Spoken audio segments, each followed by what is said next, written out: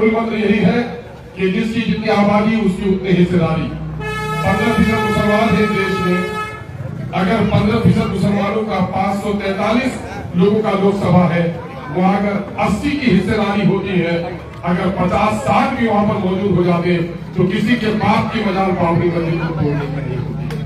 आज जो देख रहे हो सीए का काला कानून बना है, ये काला कानून सिर्फ किसी बना इसलिए कि मुसलमानों की अपनी सियासी जमात नहीं है। नौजवानों, इस मोहल्ले के गैयूर नौजवानों, मैं तुमसे पूछता हूँ, तुम मेरे सवाल का जवाब दो। बिहार क्योंकि जाति पर बढ़ चुका है और जाति के आधार पर ही राजनीति होती है।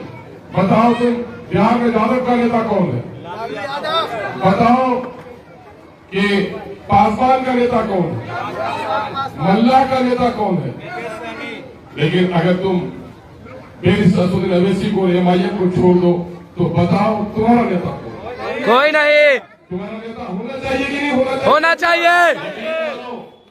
बच्चा खालू मामू फूफा अमीर हो, मर जाए तीनों, बच्चा यतीम नहीं होता। बच्चा उस दिन यतीम होता है बाप मजदूर ही क्यों न हो, लकवा के बिस्तर में ही क्यों न हो। बाप जिस दिन दम तोड़ देता है बच्चा यतीम हो जाता है। जिस कौम का कोई लीडर नहीं होता वो कौम भी यतीम हो जाता है। इसलिए मेरे नौजवानों, आज अपने सफों में लीडर पैदा करो।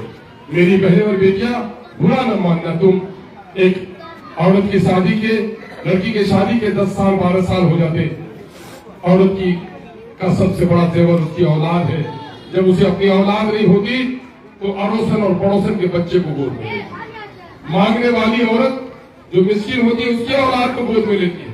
कभी कभी कहा जाता है कि बिल्ली को गोद में लेके सहलाती है। और बड़े बड़े शहरों में बड़े बड़े अमीर की बेटियां जिनकी औलाद नहीं होती वो कुत्तों के बच्चों को भी सहलाती है। लेकिन ये बताओ मुझे कि जब 12 बरस के बाद उसके गोद में अल्लाह औलाद दे तो अपने औलाद की पेशानी चूमेगी वो माँ या दूसरे के बच्चे को गोद में लेगी?